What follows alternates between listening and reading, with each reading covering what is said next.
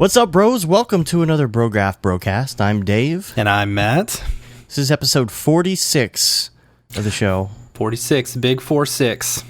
And we're pretty excited because we're coming up on our year episode, which is going to be next week. Yep. And if you haven't heard of the show before, if this is your first time, this is a motion graphics podcast where we talk about all sorts of motion graphic-y things, including the business and the behind-the-scenes stuff, and as well as some other rando stuff. Yeah. I apologize if I sound like a potato this week, or if you hear some weird feedbacky stuff. I'm still trying to figure out my office, and, I've decided to pay a whole bunch of money in order to get faster internet. It's not fast, but, in comparison to Netherlands speeds or Denmark speeds, whatever. Yeah. Or your former speeds or my former speeds, yeah. Yeah, so, but hopefully next week won't be a potato. Yeah, last week you were definitely, your internet was a potato. Yes. But the good thing is you record locally, so hopefully nobody even really noticed. Yeah, hopefully. So we're going to do, it's a pretty random episode today. We got a lot of work coming up. I'm leaving town, then you're also leaving town and joining me. And so we've got quite a bit of work going on and traveling in the next couple weeks. So we're going to keep this. I am really excited for traveling. I'm kind of excited to get away from my desk for a few days. It'll be nice. And working on just like one project for a couple days instead of having to like jump around to so many different things. And we've had two clients of ours who have just been throwing us tons and tons and tons and tons and tons of work. And I'm just like, kind of like ready to step away from them for a couple days, take a break from them. Well, the nice thing, the cool thing is that you're joining me on a live event, which is kind of like, my former life, my former career in a way. I know. And, I'm interested to see all the stories they tell about you. Hopefully all good ones. Now, there's so many people over the years. Unfortunately, not a lot of the people, some of them, but not a lot of the people that used to be out there are out there on this particular tour. But there will be quite a few people. And so it's really cool because the kind of stuff I did was like very, very big arena type tours. And you've never really been to one of these backstage with me or anything. I've been to maybe 2 arenas in my life. Oh. Growing up, I never went to big concerts. I always stuck with the small shows. I actually hate going to big shows. I went and saw the Red Hot Chili Peppers one time at American Airlines Stadium. I don't know why anyone goes to see a stadium show. It's all echo the entire time. Yeah, and it was I got awful. And then there was some drunk girl who got drunk and then passed out in my seat, so I had like literally no room. I think I've told that story before. I think I gave you, or you bought tickets from me for postal service that I had that I couldn't make the show. Yeah, and then I had a panic attack because the bass was too bad. That's funny. Well, you'll be backstage with me, so it'll be fine. Yeah. But it's going to be a lot of fun. That's a really embarrassing story. I had a panic attack because the bass was too loud. That's funny. So, darn kids and their loud music. Yep. Yeah, that was at Verizon Theater. I don't know what they call it now. Like that. Yeah. Yeah. They always change names and junk now. But I saw Sesame Street live there. It was a great show. So it's going to be fun, but because we've got so much going on, this will probably be a shorter show. That's what you said last week, and we ended up being like 2:15. I know. You always say that. It's like a running joke. It is a running joke, but I got stuff around here I got to do. I got to finish my laundry. I'm not basting my meat this week because I'm leaving town, which is kind of like it's cheat week, right? I'm kind of triggered on that. No, actually, no. Now, here's what I'll tell you. Catering in the city we're going to is always great, so you'll enjoy that's good. But, I will be eating healthy and trying to exercise to keep up the routine that I've been going with, which has been pretty hardcore. I will be eating as many cookies and sweets as possible, and maybe some fruit here and there to keep my fiber intake up. And you wonder why you tell me you're tired all the time. Okay. Okay. Nah, I'm good right now. I got myself a surge.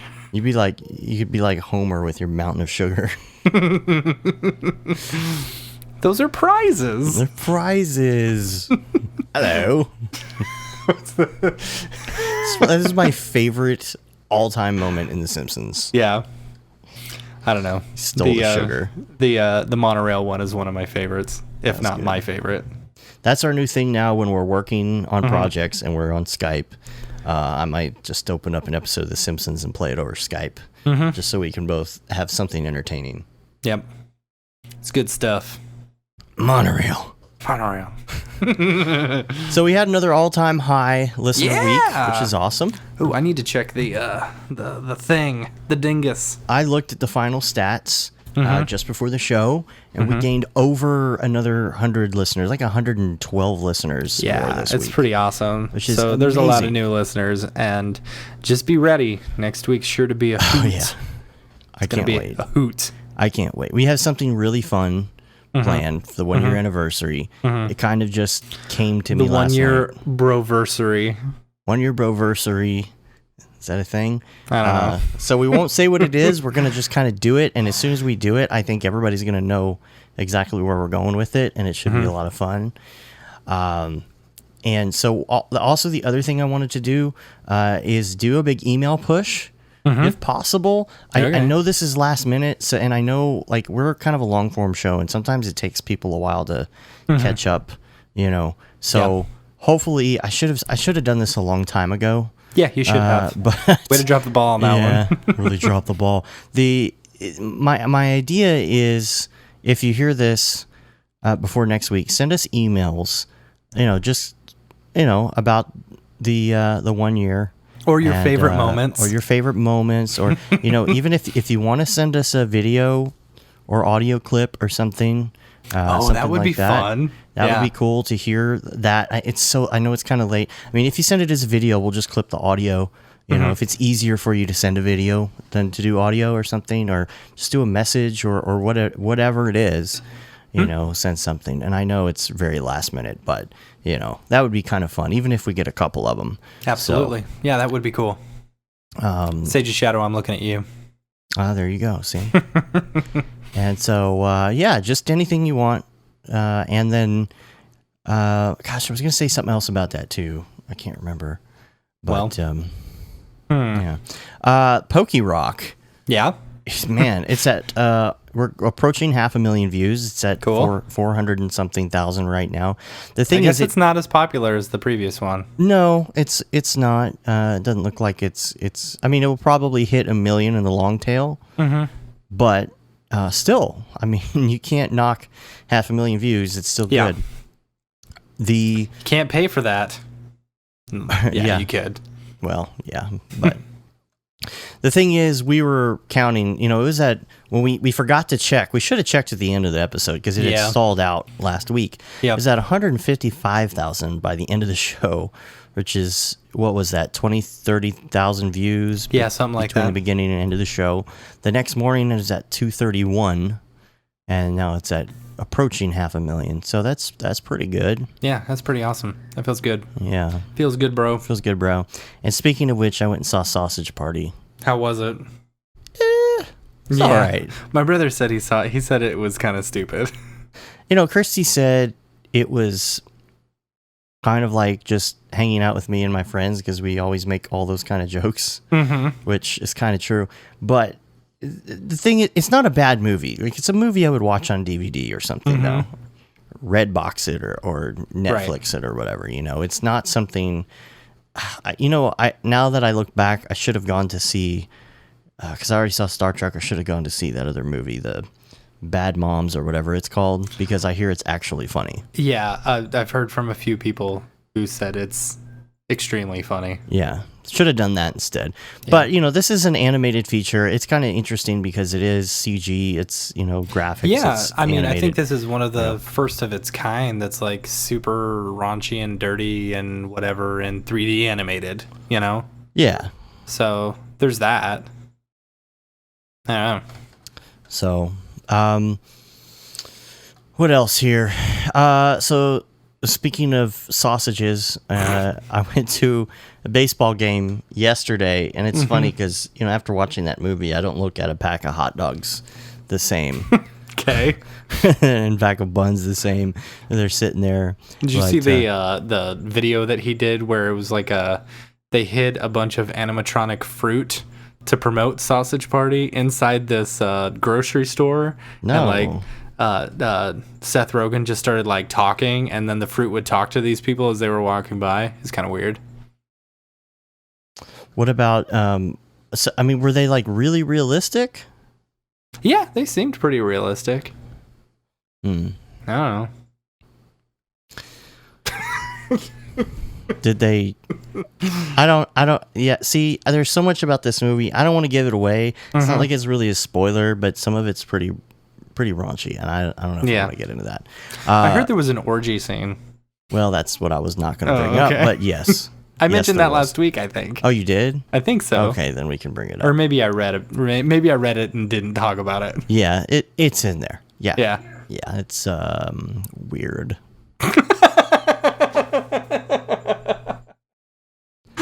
All right. Isn't there a subreddit called Weird Boners? Yeah. It would be in there probably. Okay. Yeah. I have the weirdest boner right now. So, it was a good game. I was at the game, and it was very boring as usual. But the game was fun because baseball. You don't like baseball. Nothing went as much on. As I it was do. 0-0 until the 7th. Oh. Or something like that. Did the Rangers win? No. Oh. And they didn't win either. So it was, just what a bad. waste. The highlight. Well, I mean, it was a good game because I was in a suite, first of all. So I didn't care what was going on. Right. It was free food, free booze. You're in a suite. It's air conditioning. It was just awesome. That part of it was awesome. But the game, it's just like, meh, there's a game going on down there. So whatever. Yeah. We were all having fun up at the top. And like baseball. So baseball's good stuff. And so I'll go to a Rangers game. I'll pay. And what's great about the Rangers is they're like, I don't know, like $3 a ticket. You could buy a ticket on StubHub for like $3. You'll pay more in parking and food. Mm-hmm. I hate the Cowboys though. Cowboys suck. Yeah, they're pretty bad. Mm-hmm.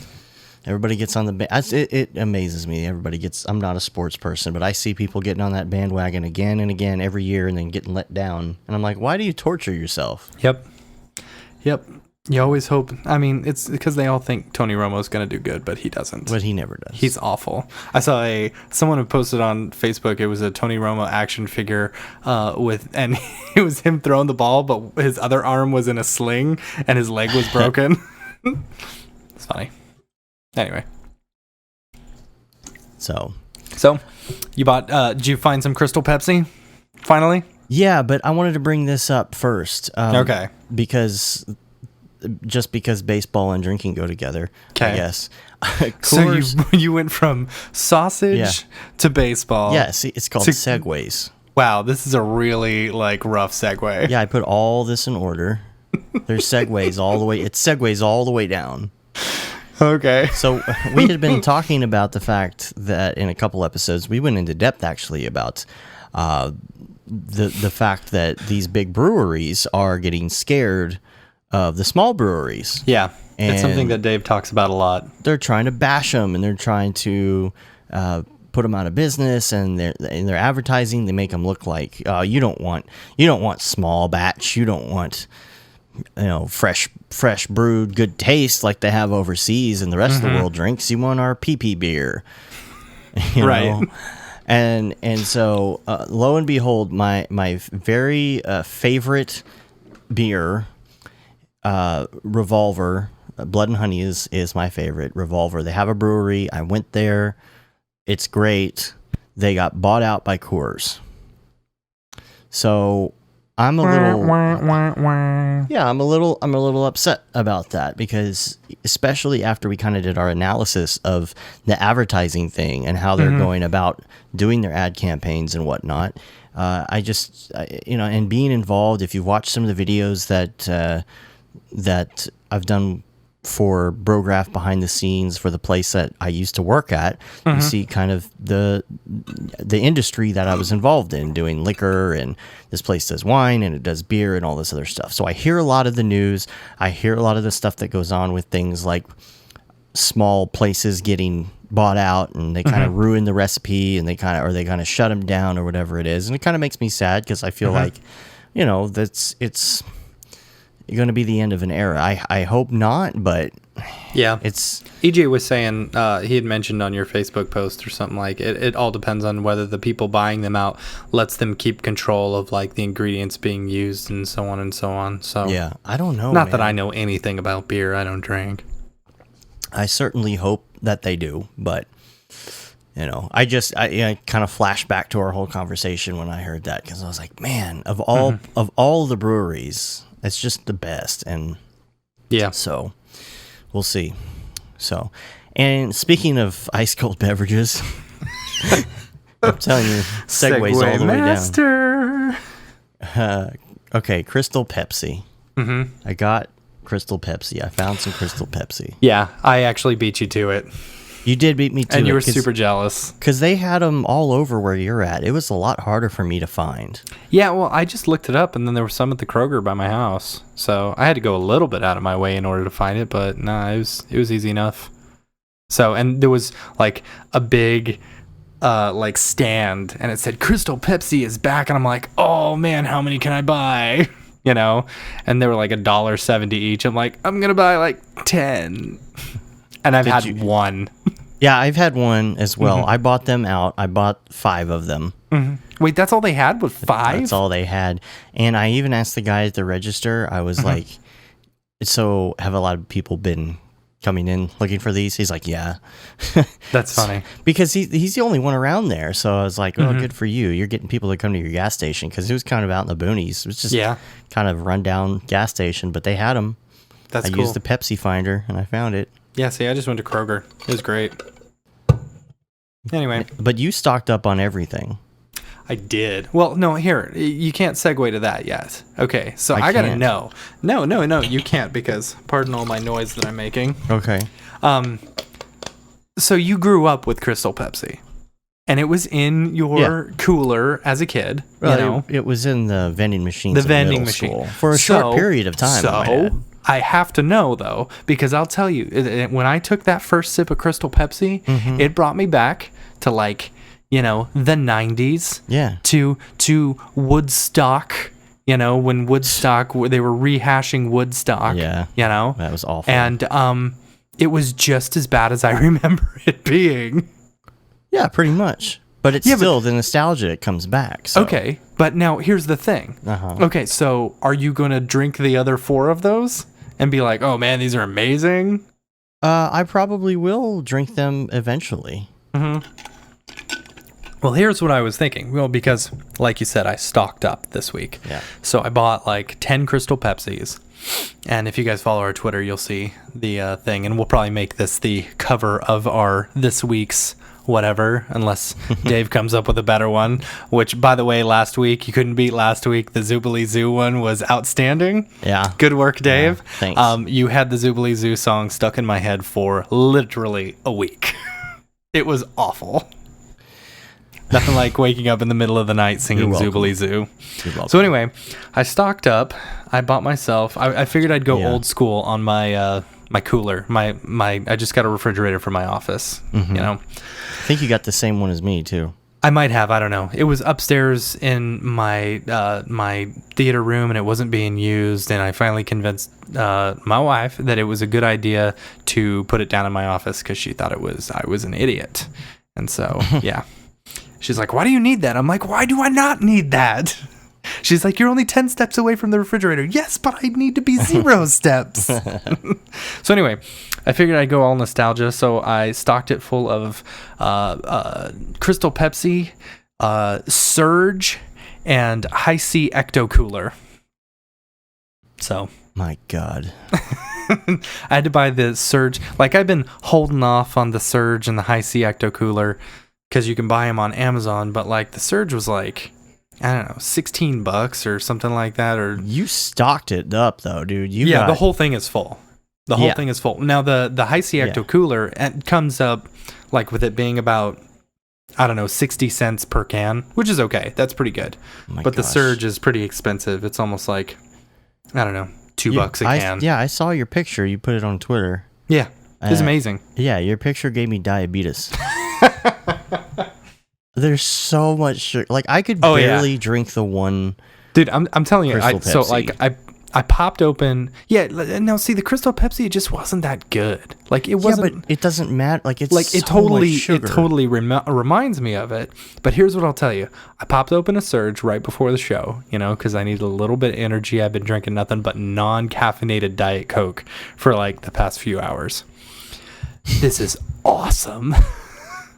Surge is like exactly like I remember it from high school. So good. It is good stuff. My God, man. But I was a big fan of like Mountain Dew in high school. Oh, I'm so tired. I'm like, it's because you've been drinking sugar water. Whatever. What's the difference between my sugar water and your coffee?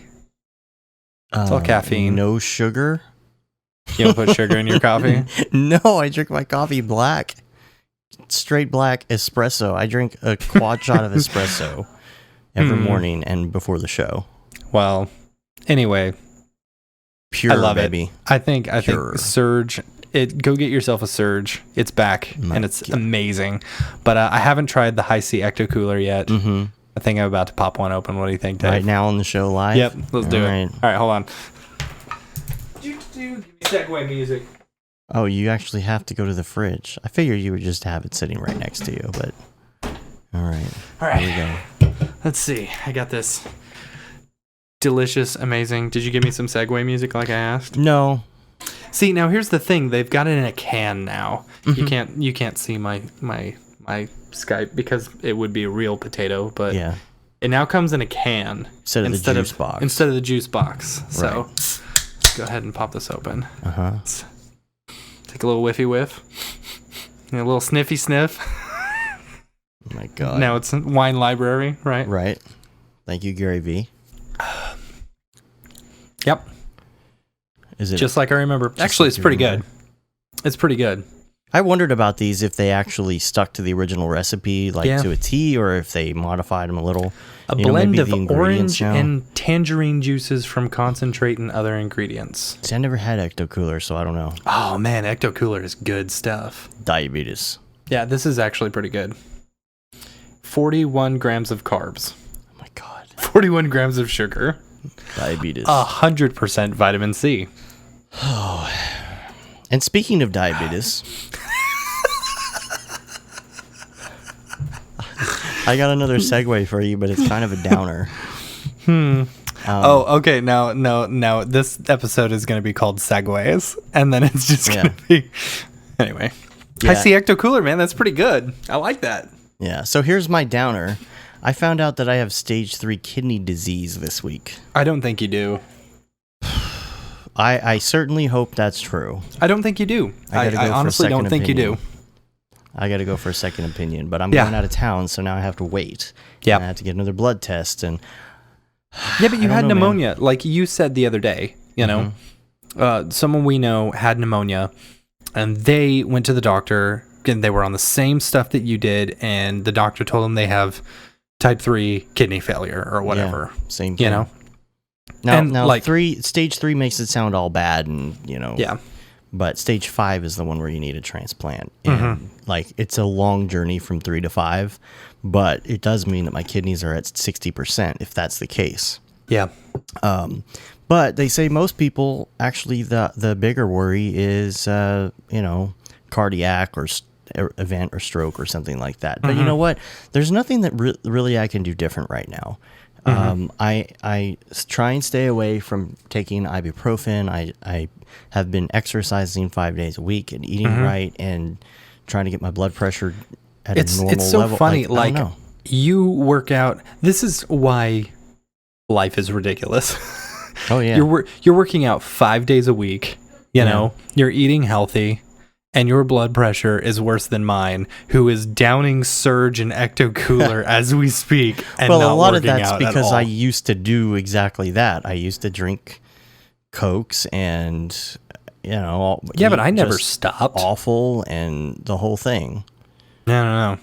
Well, yeah, but it doesn't mean it won't hit you pretty bad at some point. Yeah, let's hope not. Well, I mean, that's the thing. I mean, that's kind of like, where I'm at. Like, I should have started doing this earlier because now I'm regretting not getting on the ball earlier. Yeah, but we'll see. I'm gonna have some follow up when I get back and see what goes on. So I'm gonna call it right now. I'm gonna say you don't have kidney disease. I sure hope so, because and if you ever need a new kidney, reversible. I will consider it. Well, I don't even know if that's a possibility, but well, if it's not a possibility, I would totally give you my kidney if I could. Oh, that's so sweet. If it is a possibility, I'll think about it. And speaking of kidneys, you got a new computer this week. I know, it's not even a segue. Well, that was awful. So let's talk about some CG graphic-y stuff now, because yeah, totally. We got some of the follow-up out of the way. Yeah. Oh, so how was your week, by the way? Was it good? Normally we do the week. Well, this kind of is the week. Oh, okay. Never mind. This is all the week. Was my week good? No, I found out I have stage 3 kidney failure. No, it was not that great. Okay.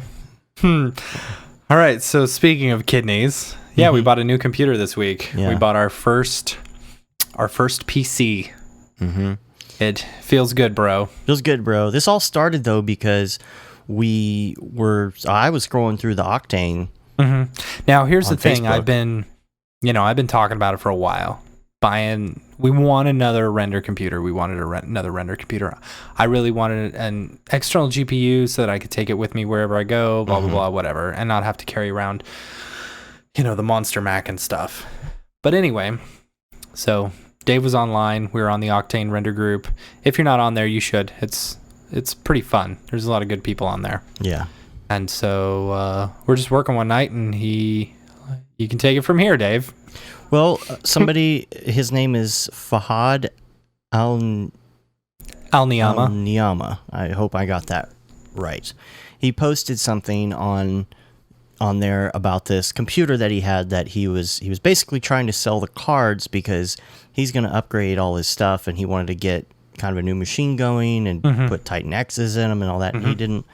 He just wanted to sell these and get the money and kind of move on and start working on his new machine. Yeah, and he said he was also going to start working on like programming, focusing on programming and stuff like that versus some of the 3D rendering stuff. So, but programming, I think, in CUDA or something, if I'm not mistaken. Yeah, I believe so. Real nice guy. We talked to him. He said we wanted the cards, and he's like, you could buy the computer if you want, because I'm just gonna either get rid of it or sell it or whatever. And we're like, yeah, let's do it, because it's secondhand, but we're like, if we can test it out, make sure everything's working, we really need a PC, and this would be a great start. What he had is a really good render node. Very good, really good render farm, and we had a spare license of Octane that I bought from my old work for pretty cheap, and it's just been sitting around waiting for a computer to use, Yeah. So it's great, something that we can do all sorts of upgrades on it. It's our venture out into the PC world. It's a good start for a good price. And he even had an old 780 Ti classified. The other ones are classified too.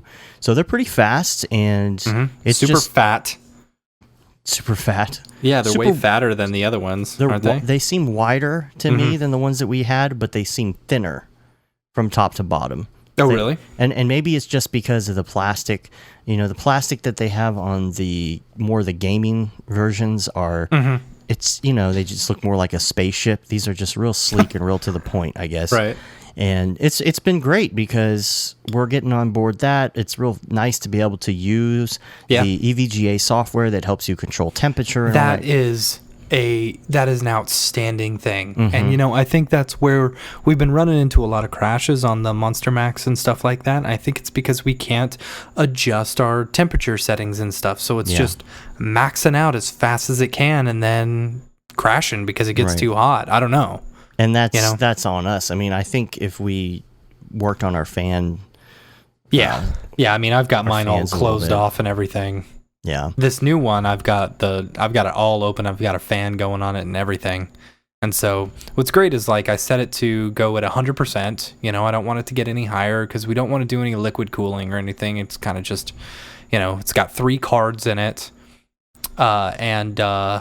Yeah, so I've got a fan going on it, and it's cool because you can say, you know, I want it to go up to 100% capacity, and then you can actually set it for a little bit more if you want.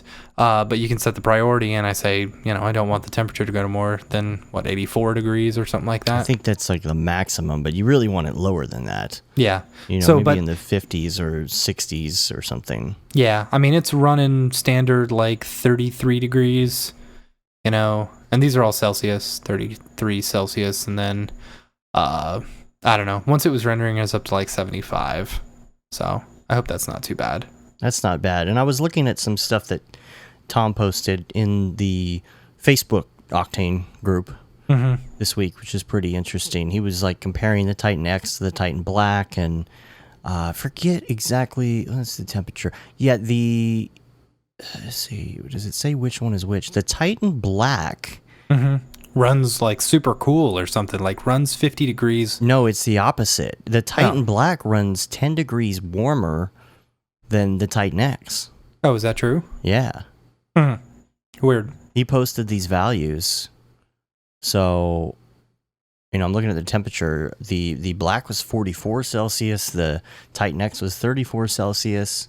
So pretty interesting to look at. Yeah. And just see these comparisons. He was running the Octane bench on them.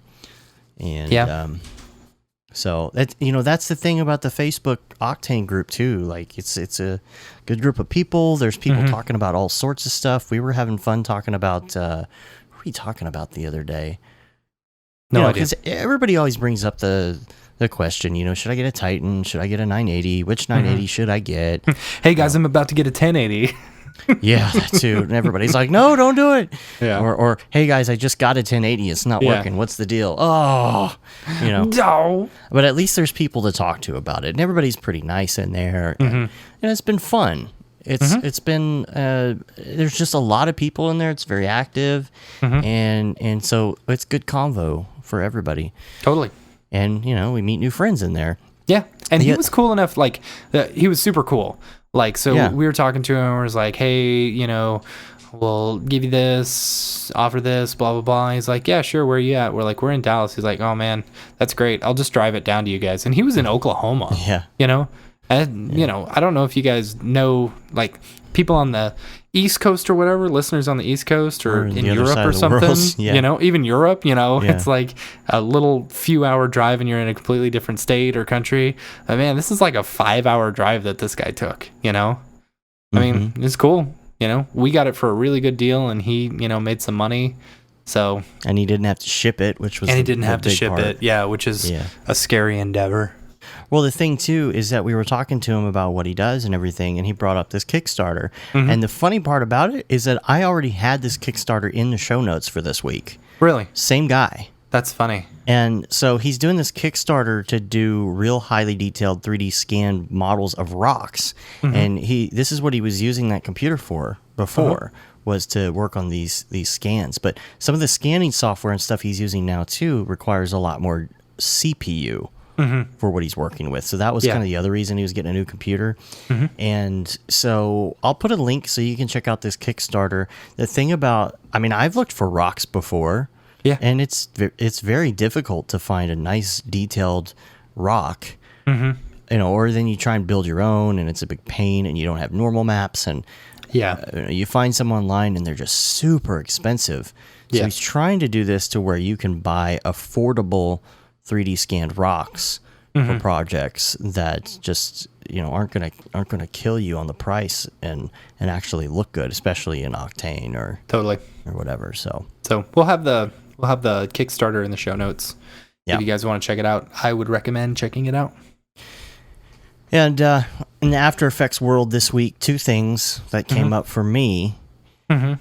I accidentally realized this, but I don't know when this happened, but After Effects added undo for timeline in and out point changes, which I think is great. I'm pretty sure that's been there for a while. And it maybe it has, but my issue is last time I had the problem, I hit undo and it didn't work. It used to be that, like if you're working on your timeline or whatever, it never fails. Mainly on my out point, I would have an out point in some sort of place that I really planned, or you do a pre-comp and it puts the out point exactly where you need it, and then you accidentally nudge it or you hit N on the keyboard by accident. And it changes, and you're like, "Oh, where was that?" And you hit undo. It wouldn't undo it. And so, just kind of out of habit, I hit undo this week, and I'm like, "Oh, hey, that actually undid. That's kind of cool." So I don't think I've ever noticed that before. Yeah, it was kind of annoying that you couldn't undo the point change. Yeah. So, and cool. The other After Effects thing from this week that I came across. And I've talked about this before, that these real complex projects do not like to export AEC files out of Cinema 4D. No matter, I mean, it's simple. What I don't understand is you've got a complex project. All it's outputting, though, are your lights and the compositing tags and stuff. It's not exporting the actual geometry or anything like that, yeah. So I don't quite understand it, and I had a hunch that it was geometry, but I was working on something this weekend, and it had a boat which was relatively low poly. Did you finish that general. one? Yeah. Oh, I want to see it. And then within that, there was kind of an ocean that follows along with it. And it's kind of masked with a 3D mask in After Effects, but I used Hot 4D to easily create the waves and stuff on it. It's super easy to use. I love that. Yeah. And so I threw Hot 4D in there, and it should have been a simple scene, but Hot 4D really kind of ups the poly count. Yeah. And it makes it super complicated, which was fine. It wasn't enough to where Octane was going to crash or anything. It was only maybe like 1 million polys, but when I went to export it, man, to get my AEC file to get my mask for the water, it just had a complete freak out. And I was like, okay, well, this is obviously what the problem is, because there's nothing else going on in this scene. It's a boat and a plane full of water. But sure enough, I just saved it separately, and I deleted my Hot 4D complicated geometry and saved as AEC, and it went right in. No problem at all. Weird. And I just don't understand what it's trying to calculate, because I don't need that data, and it's not going into the AEC. There's nothing about Hot 4D that's coming across the AEC. The file size is small in the end. I don't understand. I can't say I've ever actually used it. So what did you end up using? Oh, that's the thing. I didn't need that part anyway, so I just deleted it. Oh, okay. And just saved it separate, and then it was fine. So, and what else do we have in follow-up here? Can I Get a Box is now on iTunes, in case you watched that video last week and it's been in your head. And if you haven't watched that, you need to go and watch it. My wife doesn't get it. She doesn't understand it. She didn't even watch the whole thing. She turned it off. I'm like, you've got to watch. And, I've been singing it, of course. No, you really don't need to watch it. And then I went and of course, we were at dinner this afternoon. And it was time for the box. And, of course, what comes is she says it. She's like, can I get a box? I'm like, oh, my gosh. You haven't even watched the thing. But now you're never going to go out to eat again and not think of that. Yep, it's true. But I was thinking about it because we were talking about the LaCroix video last week, too. Which, by the way, you need to have some LaCroix. Because I don't think you've tried it before. You know what? Fine. I'll go buy a 12-pack of LaCroix. What do you suggest? I suggest two things. I suggest the Pamplemousse Grapefruit. Okay. Because that seems to be one of the most popular. Okay. Passion Fruit is my second favorite, followed by Mango. Okay. But I'll tell you, anything is going to be better than this surge right now. My heart feels like it's about to explode. That's what I'm talking about. It's a good feeling, and then you're going to crash. I am going to crash. You're going to have to come go about to the bathroom. Like an hour and... and then you're going to have to... You know me way too well. Yeah. I'm telling you. You drink that pamplemousse, you'll be feeling fine. Yeah. All right, I'll buy some pamplemousse. Okay.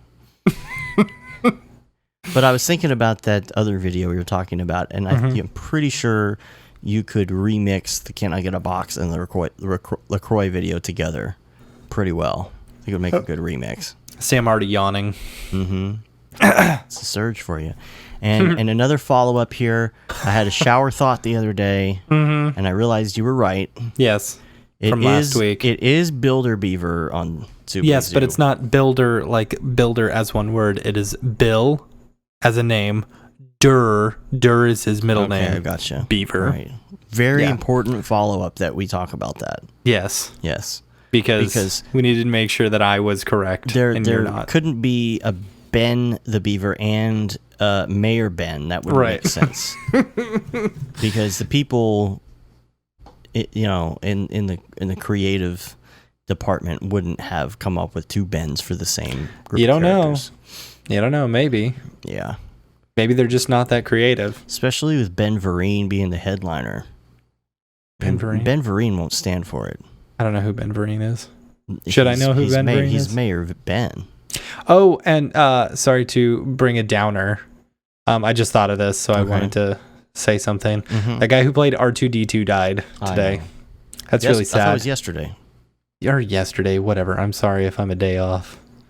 Sad beep. So, actually, it's yesterday. Thank you, comic book guy. Yeah. So, yeah, very sad. Very, very sad news. 2006 kind of sucks. Yeah. For taking people, stealing people. He wasn't in the new one, was he?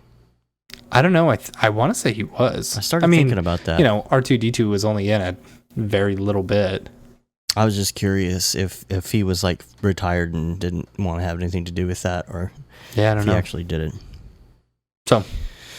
So we got a good link here to, speaking of Pokemon. See, there's a couple things I really could have done on the Segway front. Yeah, I could have put the Builder Beaver when you brought up. Man, I got to work on my Segway skills. Yeah. And I could have done Pokemon with the Poke Rock. But there's a Pokemon drop GIF that's going around. Okay. And what is that? And you saw it last week. It's somebody motion tracked all these Pokemon into an aircraft carrier. Oh yeah, and that had was it way cool. It was really well done, like really good motion tracking. Like really well done. Yeah, and the lighting on it was incredible. It was so good. Like, it actually looks like these are real cartoon Pokemon, walking around in real life. It's great. So shout out to whoever did that. Yeah, and it was not on like a graphics forum or anything like that, so I don't know who the credit is due to. Follow up as well on separate bank accounts. Just thinking about this. My wife was listening to the episode last week, and she thought by far last week was our best episode. I really liked it. I thought it was a good episode too. I still say NAB David Ariev is my all-time favorite episode.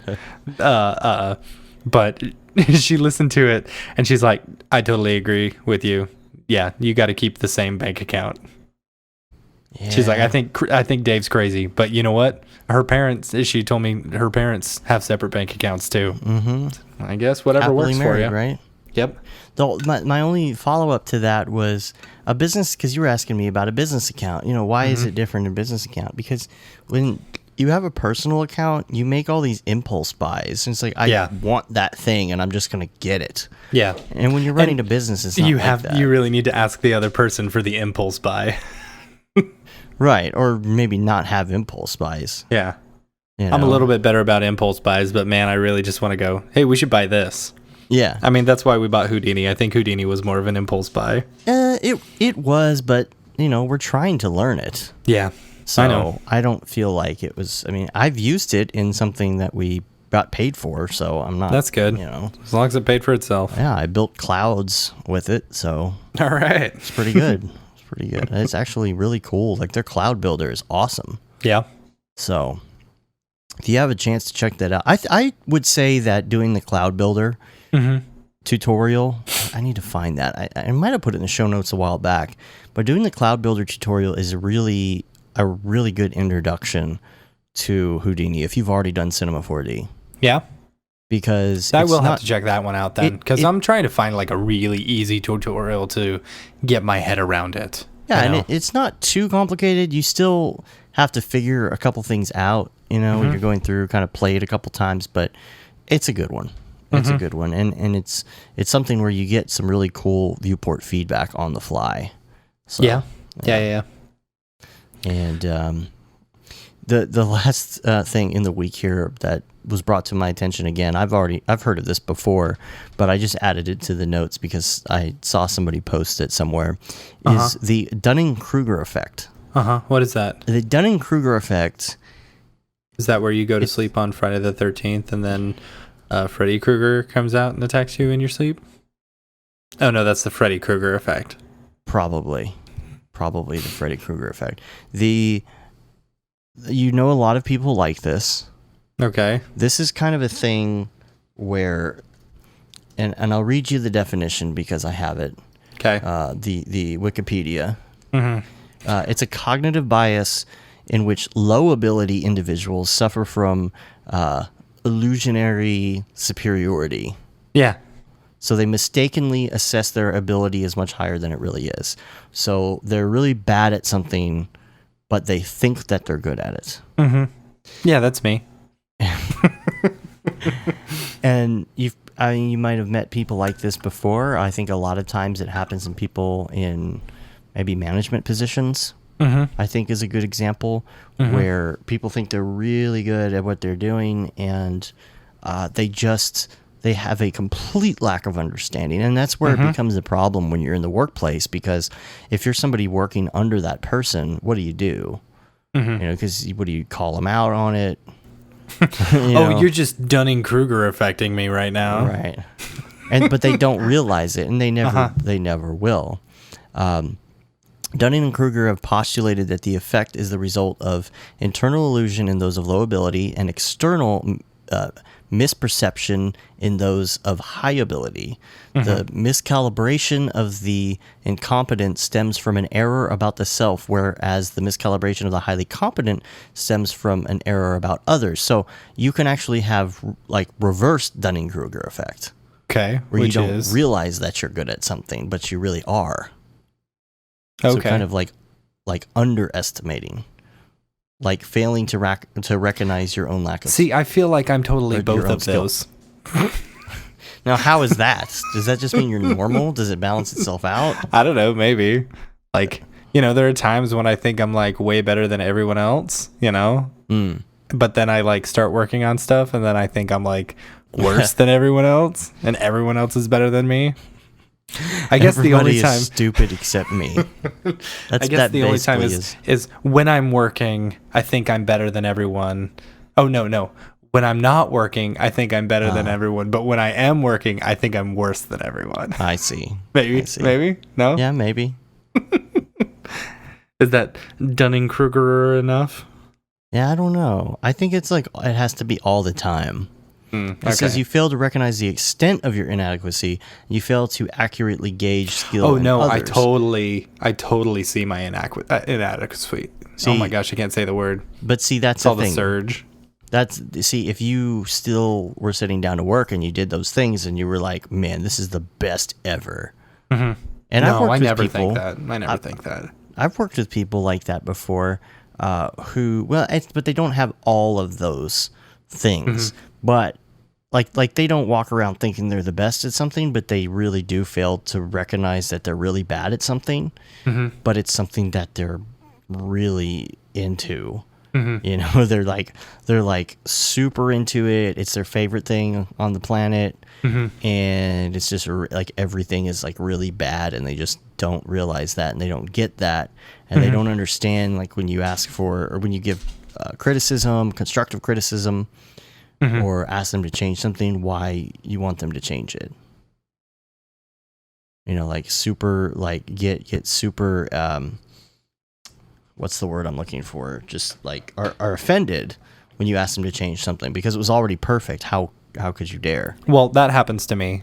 I get really offended whenever someone tells me to change anything. Dude, I'm I'm used like to that. I'm like Dunning-Kruger all over the place. Man, I have so many people just tell me to change things. I just don't care. I don't take it personally because I think we had a long conversation about this on the show once before, but I don't take it personally because it's kind of like, okay, it's not even people saying it's bad. It's just saying change it to this because this is how it needs to be for my project. I'm like, okay. You know, it's very rare that it's changed to something that I really feel strongly about. That it's a bad idea, and I'll voice that opinion if it comes up. Yeah, I always voice my opinion to try and keep from having to do more work. That's called excuses. Yes. No, that's Dunning-Kruger, don't you know? Oh, so it's an excuse. You say, "Oh, sorry, that's my Dunning-Kruger." Sorry, that's my Dunning-Kruger coming out. Yeah, it's kind of like Tourette's. It's right. My bad. Maybe there's medication for it. Yeah. See, that would be great. Yeah. I don't know. I know a lot of people that would probably get very depressed. If they think that they're better than everyone else, why would they not? They wouldn't think that they need, medication to control their Dunning-Kruger. Well, I mean, if somebody told them, or maybe you just slip it in a so drink someone like said, "Oh, well, you've got Dunning-Kruger," and it's like, "Oh, what? No, I'm just really that good." Yeah. You slip it in their drink like a Mickey, though. That's what I'm saying. Right. And then all of a sudden, like, reality strikes. It's kind of like red pill, blue pill. Mm-hmm. It's red pill, right? Is it the red one? I have no idea which one it is. Dunning-Kruger cure is red pill. Okay. Which one? Does red pill take you to reality, or I believe so. Bring you further down the rabbit hole, or no? I think you red stay pill there. is the one that takes you back to reality. Okay. Someone out there is yelling, saying, "No, that's not correct." No. No. Worst episode ever. Are you the creator of High and Lowest? Because you're making me laugh. So, all right. So here's some random stuff. Yeah, you got this. I don't even know what this is. What is this? Okay, cycles. Mm-hmm. Cycles. I don't know a lot about because I had just heard about this, but this is something that is kind of like a render engine nodal based thing in Blender. And it's something people are really excited about and really like. So it's a render engine. Yes. It says, like, here's some of the quotes. Cycles is way better at photorealism than Cinema 4D physical render engine, and it's faster. Like others, it's mostly updated way more frequently than physical render. The rate things progress in third-party renders right now. Maxon should do the same thing to not finish completely behind one day. Well, that's true. They don't do much in their render engine at Maxon, it doesn't seem like.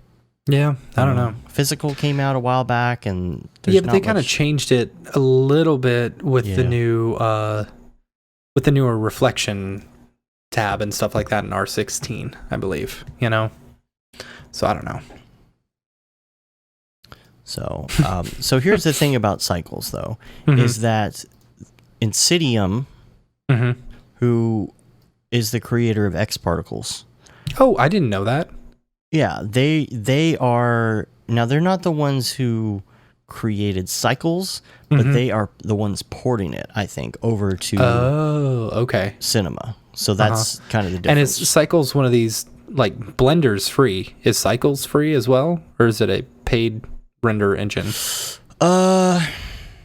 Good question. I do not know, but I kind of feel like if Insidium is heading this up, that I don't know why they would be doing it for free. So that's kind of I don't know. I'll have to look that up and see. Okay. GPU rendering? I don't know. Is Cycles the... Man, I feel stupid. I'm asking all these questions and you probably don't know either. Is Cycles the render engine that comes inside of Blender?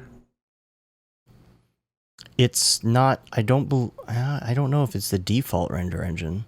Let me see. I'm looking at a bunch of pictures that are made by it, and it looks really pretty. I don't know if it's the default. But again, this is what I'm saying, is that I don't completely... The reason that it was brought to my attention is because I have a Facebook friend who is more of a live concert lighting media server type guy. And he's like super into Blender. So I've seen him post stuff about Blender before. Yeah. And I like Blender. I've used Blender quite a few times. There's they got some good water simulation stuff in there. Yeah, but he likes it because it's like open source. There's a lot of people that are way into like just everything needs to be open source, that kind of thing. Yeah. And I think that's why he's into it over Cinema 4D. Honestly, it's not anything about the software itself. I don't think. I think it's just the open source part of it. Yeah. And he was saying that it was going to change a lot for Cinema 4D on his Facebook post, and I was like, I don't know, because I know that I'm not a big Blender guy and he is, and I'm a big Cinema 4D guy and he's not. So the way I look at it, kind of from this side of the community, who's using the paid software at least, and especially if you like go back and you look at Chad Ashley's post that he did on Twitter a couple of weeks ago about what render engines get you most excited or whatever. There's an overwhelming response for Octane. And if you're looking in things like the Cinema 4D subreddit, it's the same thing. It's like everybody is talking about Octane and getting my Octane first Octane render every week. And it wasn't like that before. Like, it's really snowballed, and it's hard for me to see anything else right now, at least, coming up in that same way. Yeah.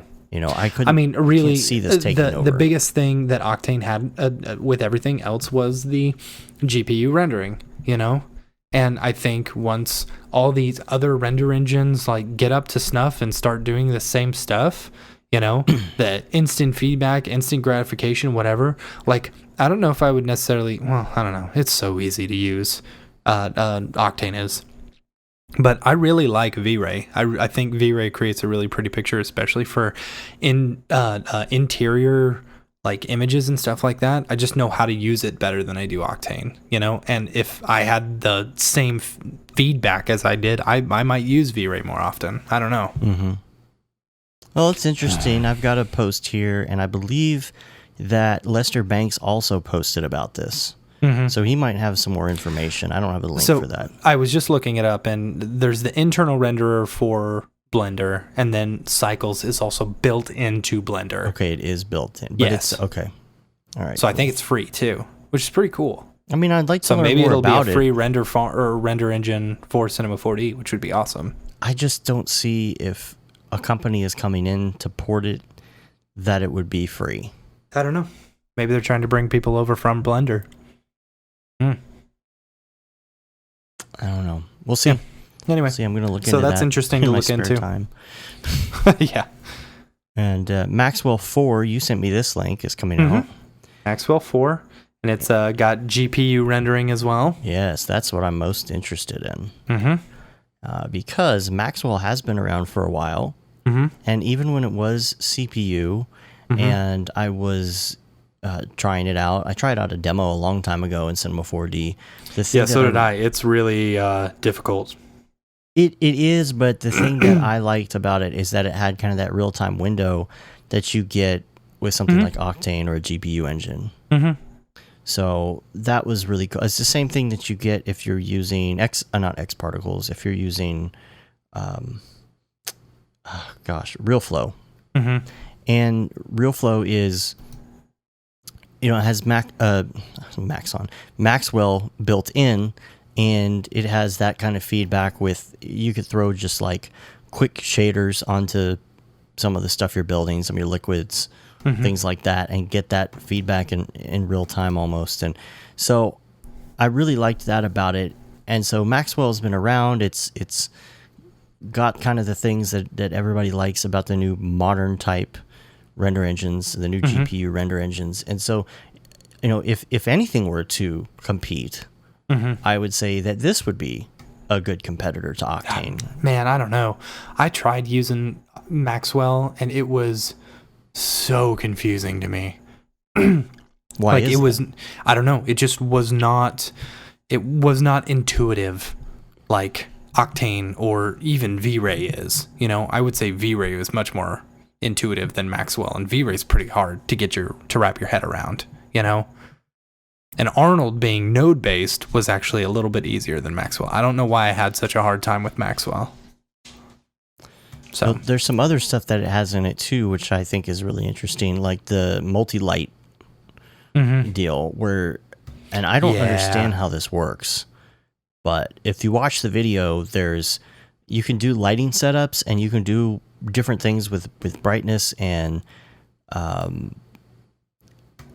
like turning lights on and off. I don't know if you can move it says different lighting positions as well.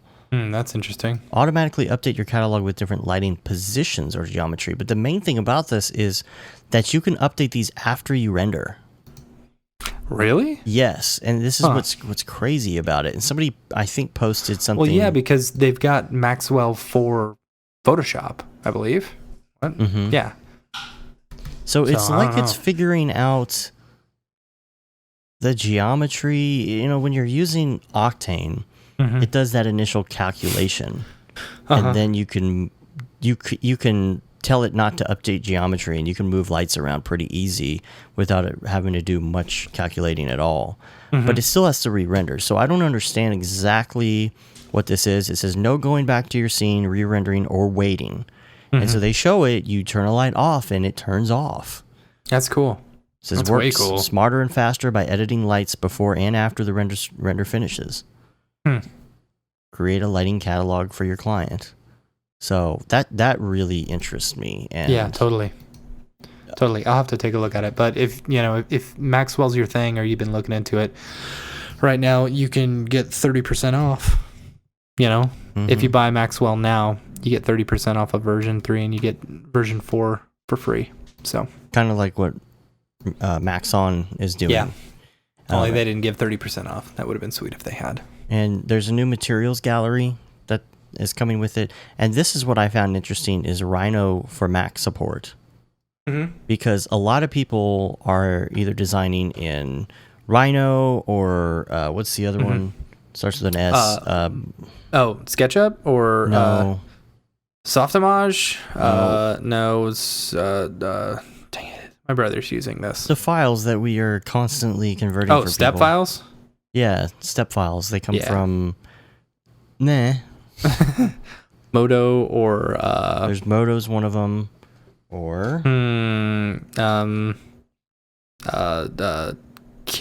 AutoCAD. Rhino. No, well, Rhino is as well. Yeah. Maybe it is Rhino that I'm thinking of. Anyway, what people are doing with these types of files right now is building them within these programs, because some of these programs are actually very good at designing like industrial stuff. Like if you want to design a part for a machine press or something, you're going to do the like super accurate down to the nano micro whatever, and make these things like super accurate, or you're going to do something super accurate that you can 3D print. And a lot of it too, like what do you call it when you take what Maya does this but Cinema doesn't? You take two shapes and you can put them together. Chamfer? Yes, chamfer. There's a lot of that's really easy to do in those programs. And so what a lot of people are doing is designing them in these other programs first, and then they're bringing them in to something like Cinema or whatever it is, and rendering with Maxwell.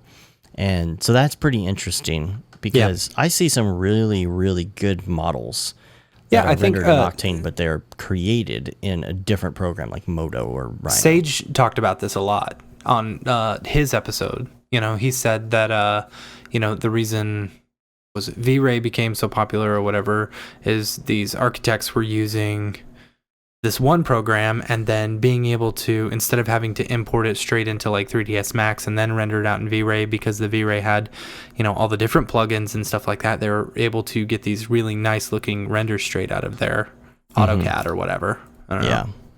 So I'm still trying to remember what the name of that thing is. It's man, you're gonna make me look it up. I know. It's a Autodesk one, isn't it? Is it? Yeah, I believe so. Oh.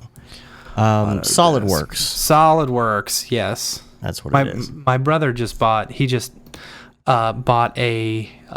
PC, and he was like, yeah, I'm going to use it for SolidWorks. I was like, oh, that's the one that Octane doesn't work with. Sorry.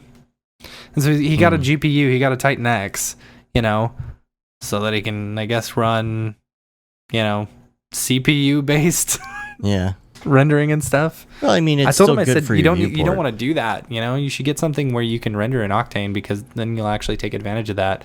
I was like, and then I just sent him a picture of my computer, and I said, look, I got 3 980 Ti's, and he goes, yeah, well, my one Titan X is better. And I was like, no, No, I don't think so. I went and looked up the Octane bench scores, and it's like 3 980 Ti's is like 365, and one Titan X is like 126. Yeah, it's only a couple points higher than a 980 Ti. Yeah. So. And it's because of the CUDA. Somebody in the Octane render group on Facebook named Andy Van Dahl actually posted something that he did in SolidWorks and imported into Modo and then rendered with Octane. And it's just something simple. It's just a box thing that kind of chamfers to a cylinder. It's nothing big, but he even said, it's silly, but this was my workflow on this. And, again, you get a cool little dialogue going, people asking questions on workflow, because we all kind of want to learn like what people's workflows are. And he posted pictures of his nodal based stuff on how he set it up. And, it's a really nice community. The other thing I forgot to mention earlier, talking about the community, is there was one picture, and I don't know what happened to it. I don't know if it got taken down or what happened. I'll have to look it up. Was this the car? It was the car. And I felt like you guys were all a little mean to this guy. No, I was very, very careful not to be mean about this, because I didn't want to be that guy. I just wanted to ask a question. And I'm looking through to see if I could find it. But see, I don't see it in here anymore. Yeah, I don't know. I think it's I don't know if it was taken down or not. And see, and people, that's the other thing. People are posting like things about iRay and stuff, and it's like, well, wait a minute now. Like, why are you posting that? But this dude posted, and here it is. And he didn't post much more follow up. That was the other thing. Usually when someone posts something and they don't follow up, you're like, okay, well, what's going on here? Yeah, and even the people here are saying the author's strangely absent from the discussion. But what it was somebody posted like 8 or 9 pictures of this race car model. It was a Ford GT. It says Ford GT 2017 Aston Martin Vanquish Chevy. What? That's a it's car. Just a bunch of words. I don't know. It says R187 redesign. I don't know what cars are. They're just a bunch of words. I know. It's just a bunch of cars listed. I don't get that, but maybe they're different cars in all the photos. I didn't notice. But when he posted them, though, Dave is not a car guy. I'm not sure if you guys noticed that or not. No, I was reading the description. And I was like, well, why are all these different names in here? Because they all seem to be the same car. To me, it looks like an Aston Martin, which I think it is. And the thing, though, is that when he posted it... Oh, no, here's some other stuff. Here's a Corvette Stingray, the new Stingray. Gosh. So he said, this is my Octane render, blah, blah, blah. Yeah, I know. You're getting off track. Tired.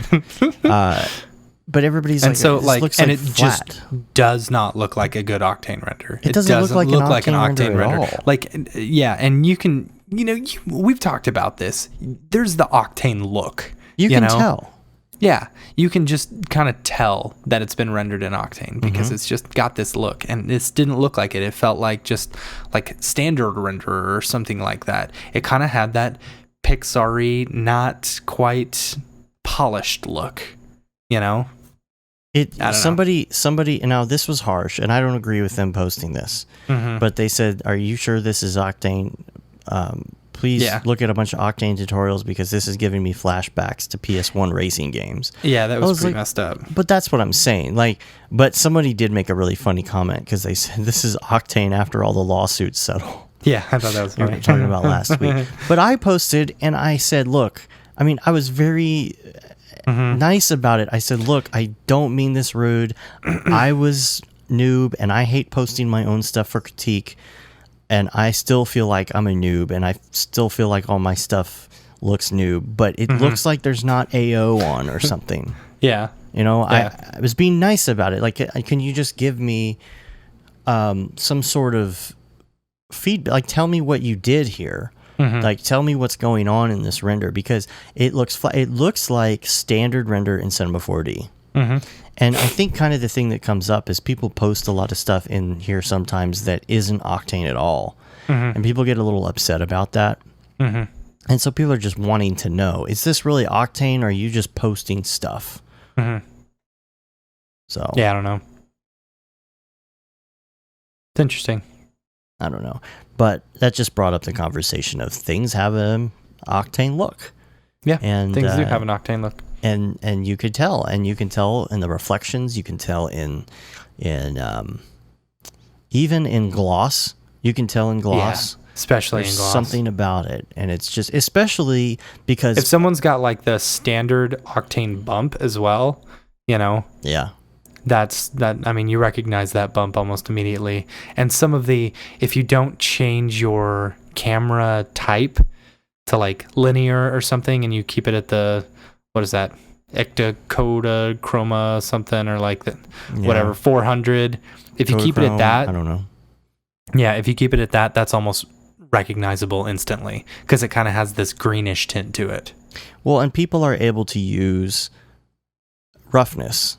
And there's no roughness on anything in here, and it's like, well, why wouldn't you use roughness unless it was a render burden like other engines are? Yeah. The other thing, because it doesn't look, if you look at the new, and I added you to this, by the way. I know you did, and now I'm getting all the posts. Well, you got to go on there and say only show the top posts. Next to your notifications, you can say only show me the top posts, so it doesn't show you every post. I think it's interesting that you can personally add someone who doesn't sign up themselves to the group.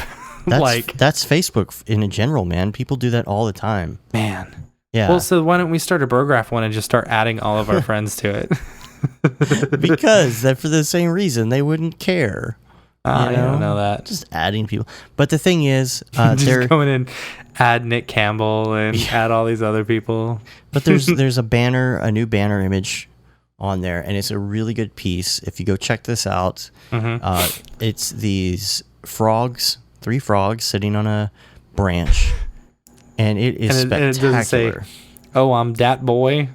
No, or Budweiser.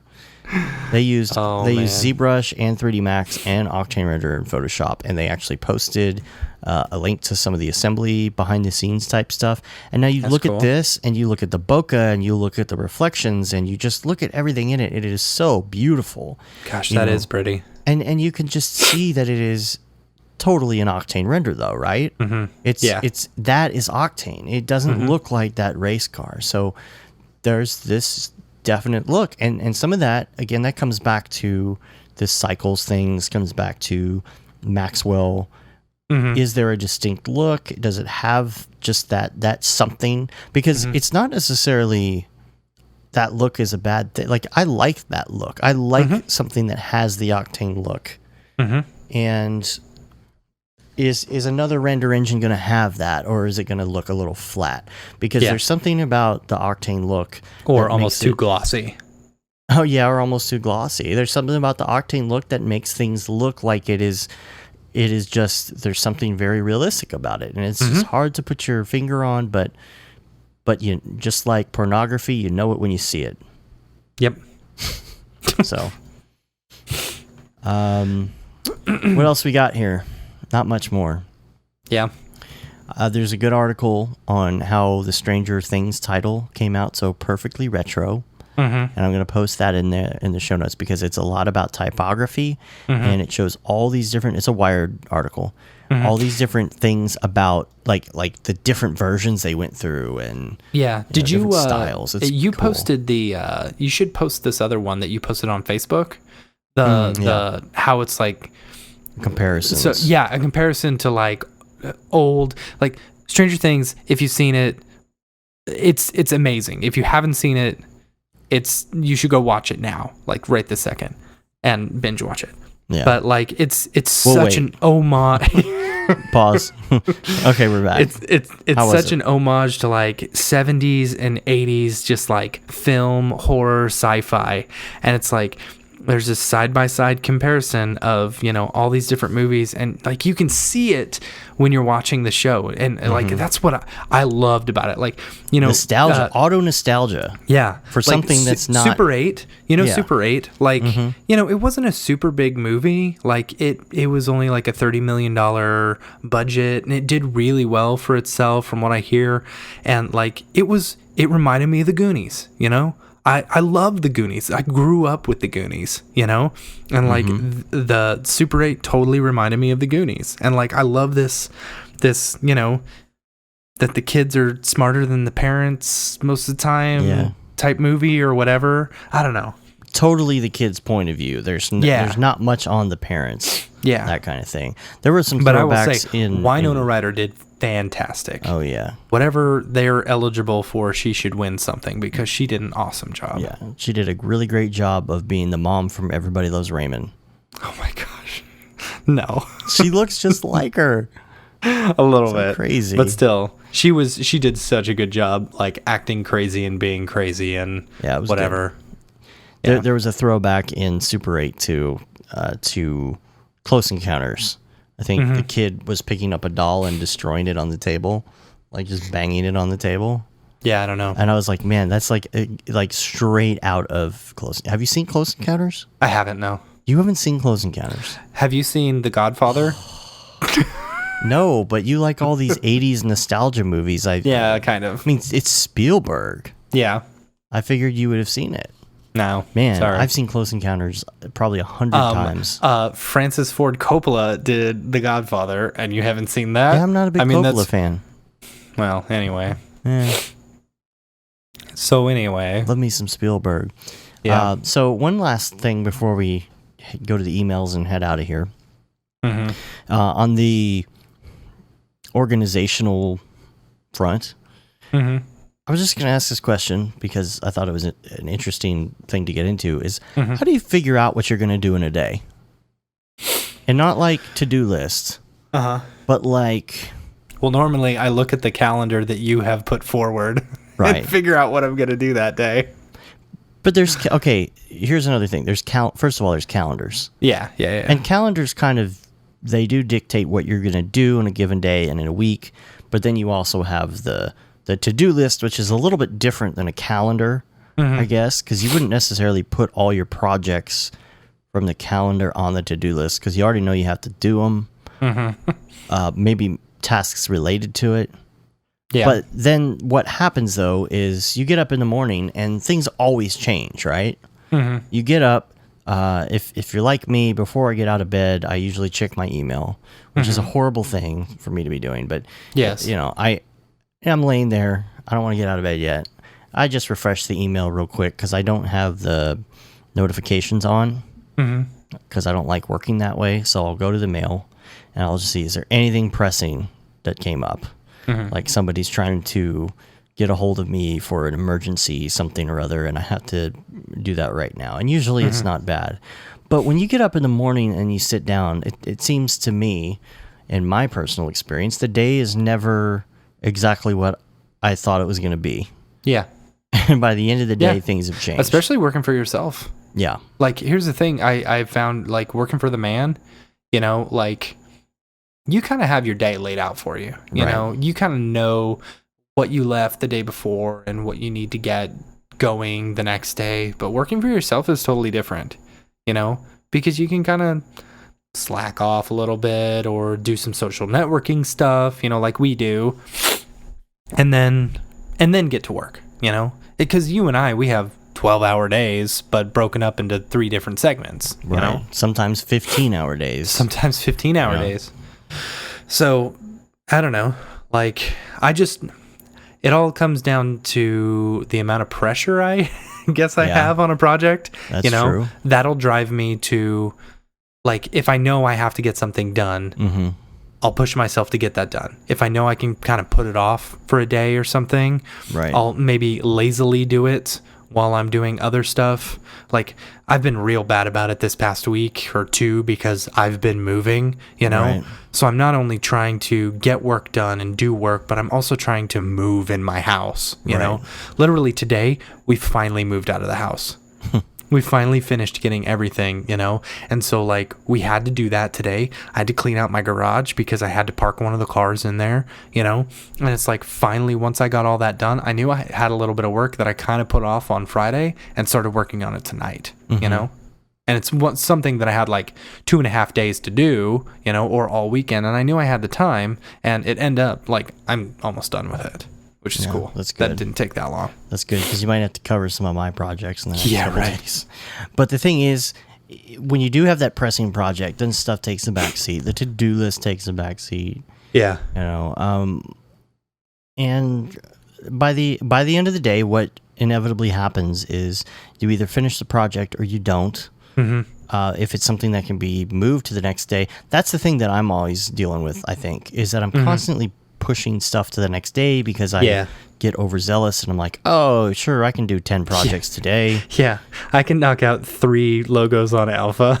Yeah, and it always comes out to be, something comes up, or I had to work on another project, or go back to the old project. Yeah, or they something. finally got you changes on something that's been sitting for a week. Yeah, and you go back to that project, and then you don't get the thing done. But I was just curious, and when you, and so you check email when? All the time. I've constantly got my email up. Well, when's the first time you check it in the morning? Because it's already dinged before I'm out of bed. Oh, so you do the same thing that I do.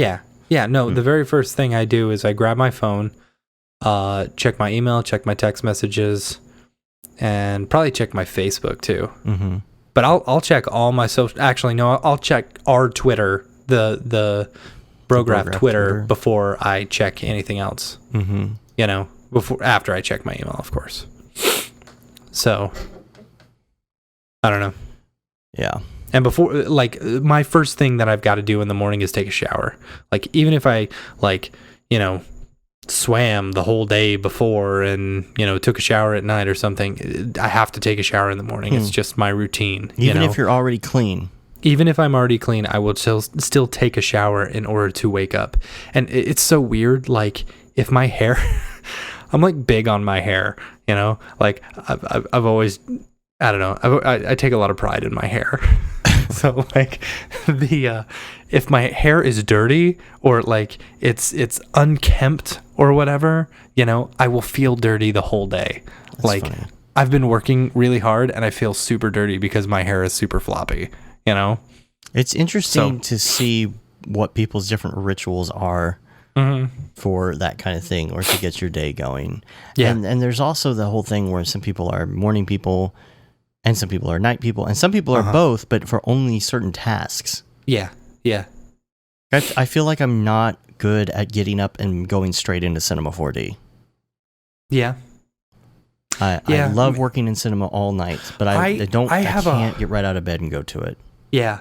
See, I'm okay, like, I don't know, because I got to take my kid to school in the morning, so, like, it's get up, take a shower immediately, get dressed, get my kid up, get my kid dressed, get him some breakfast, drive him to school, which used to be a 2-minute drive. Now it's a 20-minute drive. Yeah. So, but like by the time I get to my desk, like I'm already thinking about my day and thinking about what I've got to accomplish.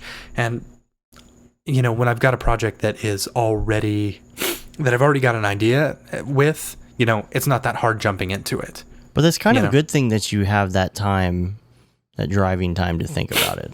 Yeah, I guess.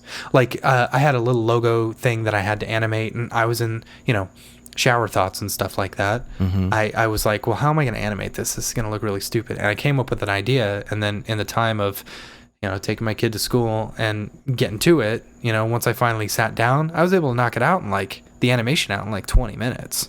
Shower thoughts are the best for stuff like that. Yeah, I know, totally. I have something called shower notes. Yeah, have you heard of that? Is that I think we talked about this before. Oh, did we? About how stupid it is. Yeah. You've got a little notepad or something in your shower, right? Yeah, it's a waterproof notepad and pencil. So funny. I just have a dumb idea in the shower and I'll write it down. That's really There funny. was one time I was thinking about finances in the shower, and okay, well, how could I work out these numbers? And I start jotting it down. It's kind of nice. You have interesting thoughts in the shower. But when I start out in the morning, of course, I have to have a cup of coffee. That goes on first thing when I go upstairs, turn it on. Yeah. But I'm big on getting some of the business stuff out of the way in the morning. Yeah, you are. But just, sometimes that runs into the afternoon and stuff like that. It does, depending. Yeah. But I think it's something that's necessary, because if I didn't address it and I started working, there might be some things that kind of slip under the radar, and it's kind of like catch up time, especially on Mondays. Yeah, because Mondays especially. My OmniFocus has a reminder every Monday to check up on invoicing. What time do you fly out tomorrow, by the way? Sorry. 12:15. Okay. But whenever I sit down on a Monday, it's about checking invoices. Like, what do I need to send out? Is there something I need to send out soon, or I forgot to send out, or are there any drafts? Are there things that are late and I need to follow up with people? Yeah. And that usually kind of gets me thinking about clients and stuff. Oh, I got to follow up with this guy. I got to do this thing. That's a big part of it. And having the coffee just kind of like slowly ramping my way into the day is the way that I do it. Yeah. And then I get that stuff done, and usually by then it's lunchtime. And I do lunch, and then I start working, and then it's time to pick up my kid. So that's why I end up kind of getting off on projects, because I will think I'm going to do all these projects, and I never take into account the fact that you're going to spend about 4 hours doing clerical work. Yeah. Or then I'm going to get a phone call, or I have to call this person, and so I don't know. Yeah. No, I don't jump into it immediately when I sit down at my desk. I almost always check my email and kind of slack off for a little bit. I don't know. That's the way I was in an office too. It's just something I do. I was that way in an office too. Yeah. I check the Cinema 4D subreddit.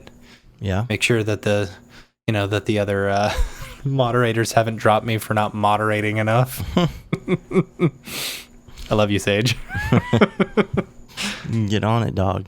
Yeah. Which, if you're a member of the subreddit, by the way, we've noticed a lot of downvotes.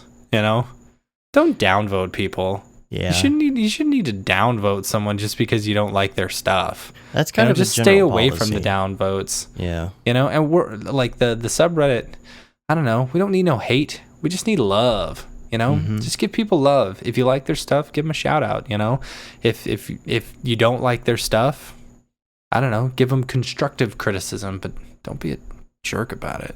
Yeah, the downvotes, that's kind of one of the rules, I believe, is that you don't downvote unless it's like something that is not relevant at all.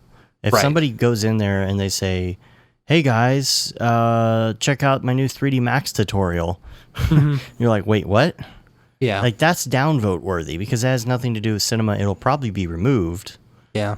And that makes sense. But if somebody posts a picture of, I don't know, a Pokemon ball that they did in standard render, and you don't think that it looks realistic enough because they didn't do it in Octane, you don't downvote them for it. Right. Say, hey, that's pretty cool. Here's what I would do with it, though. Or if you don't like it and you don't even want to get into it, just ignore it. Don't downvote it. Yeah, I don't normally downvote people, like, ever in anything, unless it's Imgur and it's the same stupid, like, hey, we were asking for to favorite our comment. That's the only thing I downvote. Oh, Sarah, hey, remember when you said we could favorite our comments 2 years ago? Derp. Yeah. Anyway. I get that. That's the only thing I'll downvote. So let's go to email, social, and then we're going to be out of here. We actually are going to come in early. How about that? Look at us. We're amazing. Sorry. I feel like I have no energy today, but yeah, I told you about the 1 hour, 30-minute mark that I'd start to crash that surge. The high C, I don't think I can. I think it needs to be really, really cold. And, there's a reason why it is not in the can. It shouldn't be in the can. It should be in the box, because I think you can finish the box faster before you realize it is just a bunch of syrup. That it doesn't taste good. It's cold. Yeah. Man, I'm telling you, I'm going to get you on the LaCroix. And once you get used to that. I told you, I'll go buy some of that Pamplemousse.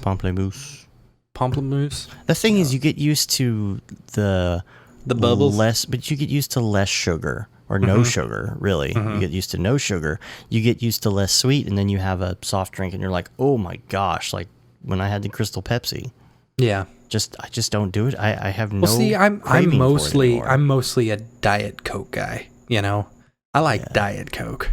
I don't know how, man. I try to avoid. I don't like that taste. Yeah, I don't know. Real sugar taste over diet taste. I don't know how you can stand it. I don't know. Real sugar is just way too much sugar. See, that's why you might like these. All right, I'll buy. I'm gonna buy a pack right now. Cool, and you won't have the crash. Which one is it? Pamplemousse. Berry, water, coconut. Gross. Pamplemousse. Pamplemousse. Grapefruit. You like grapefruit, right? I do. It's okay. It's a different It's a real grapefruit flavor as opposed to the Perrier grapefruit, which was my former favorite. Okay. All right. So in the social world, got a comment here. Did you say 7 megabits a second? Yes. Oh wow, you guys are getting screwed. I'm at 100 Yes, we megabits, are. and it's dirt cheap here in Denmark. And I know our neighbors in Sweden have been above 100 megabits for years. And the thing about the U.S. infrastructure in general is that we have a lot of holes in it. And some of that is because, well, some of the reason that it's not like that overseas is because countries overseas, especially in Europe, kind of followed the U.S. in some of this technology. Okay. Which, no, this is a technology thing. This is true. It's because... Sorry, the way it sounded made it be like... Anyway. Well, it was to their advantage because... Sounded very Duzzle Kruger or whatever. Dunning-Kruger. Dizzle shizzle. Yeah. The thing about our infrastructure is when we got the whole internet thing going here in America, we started off with using phone lines, right? And the same thing even applies to cell phone towers, where we start out with this real low-level technology. We were doing Edge or whatever it was called back there, GPR. I don't remember what it was called. And we were, we had some crappy technology, but then the crappy technology was fully invested in because it was high tech at the time. So you've got 2G technology all over the place going in. Meanwhile, they're developing 3G technology, for example, and people overseas don't have the 2G stuff installed at all anywhere or most of the place, or maybe it's in some places, but for the most part, these countries as a whole don't have that put in. So what happens is the first time any of this gear is installed overseas, it's installed at the latest technology, which is 3G. Same thing with like phone lines and stuff like that. There was old infrastructure that was already here in the U.S. Here's what I don't get. When they're building a brand new neighborhood, why aren't they running it for fiber? Like, why is it that I have to wait a while for them in order for them to run it for fiber? Well, they were. The problem that we have here stems back to cable companies. The biggest problem that I have with the cable companies right now is that, I want to go with Verizon Fios is what I wanted to use, but now they sold all their crap to, Frontier Communications. So I would like to be able to have the choice. Like, it's stupid that we're being advertised, Time Warner Cable or Frontier Communications or something. So, come and get this great deal. Okay, I'll call you. Oh, I'm sorry, you can't because you live in a neighborhood that is owned by Charter or AT&T. Right. So you can only get those two. It's too hard for them to be that niche in sending out mass snail mail. Yeah, but still, I don't like the way our system is set up like that. It should be like the energy companies. The energy companies, I can go with whoever I want. Right. If I want to do, completely renewable energy, awesome. I can do that. If I want to pay dirt cheap, burn all the coal energy, I can go with them. Yeah, but it wasn't always like that. I know. Here we used That's to what have I'm saying. Like, we know choice. how it works, Why am I not getting a choice? Because they're... And that's what annoys me. Oligopolies or whatever you call... What is it? Not oligopoly. Oligopoly, yeah. And all the guppies. And they're they're the ones that are in charge. I mean, that's what happened with Verizon. There was fiber going into it. It was a big thing a while back. Every new neighborhood was getting fiber from Verizon. Mm-hmm. That was the thing. They're like, we're going to lay down fiber. Every time they would build, they would put it in fresh. It's fiber to the curb.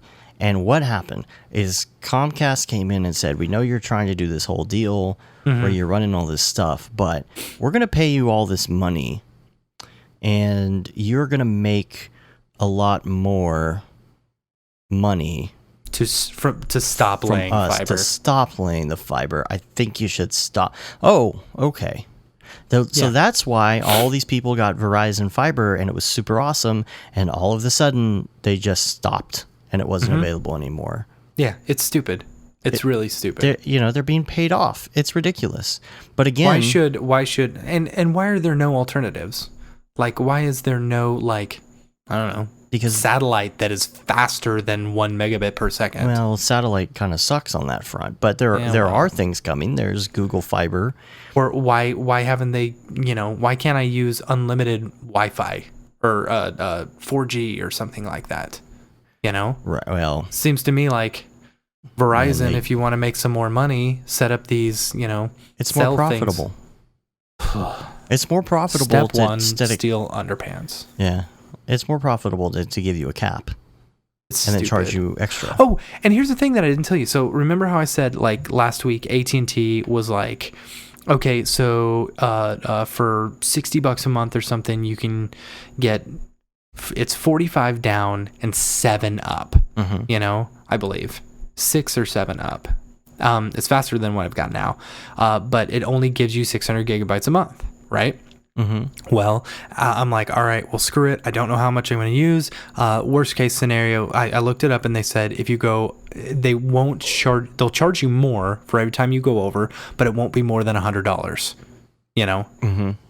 And so then I'm looking at it, and it's like, oh, I can spend an extra $30 in order to get unlimited. Where was that information? Yeah. Or I can just bundle in cable and get unlimited anyway.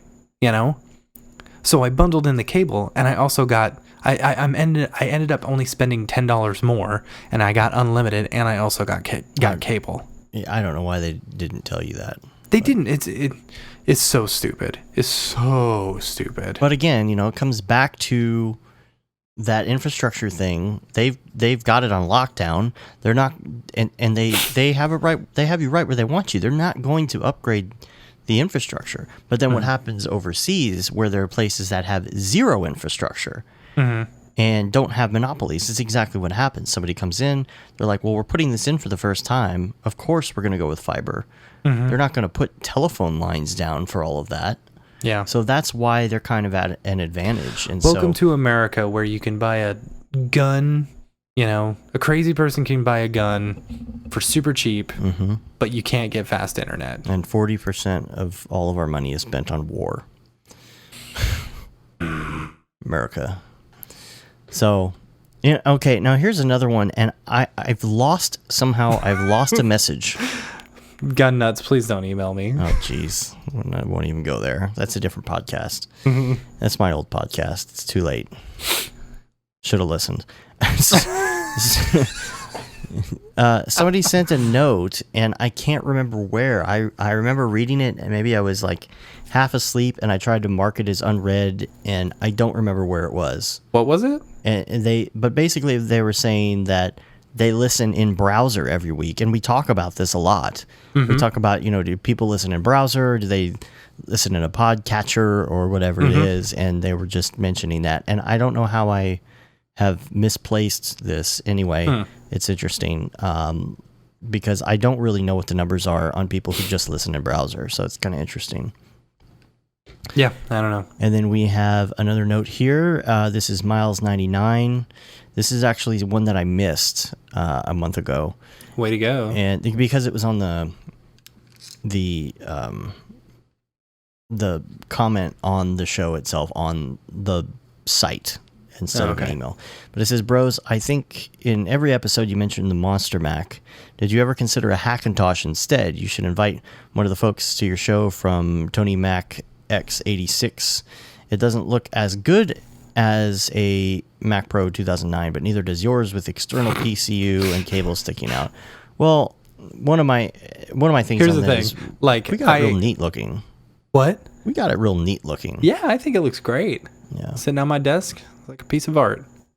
Yeah. I've used Hackintoshes before, man. They are a pain in the butt See, that's what I hear. like upgrade or anything like that. Like you're talking about, Dave, you especially don't like upgrading your stuff. You know, Yeah. You spend a whole day trying to reconfigure your Hackintosh. You know, It's a driver thing for a lot of it. We've had dude, I've got a PC on my Mac right now, and it sucks because I can't run any of my, audio drivers or anything like that. It's the same with the Hackintosh. I know. No, because I don't want to upgrade.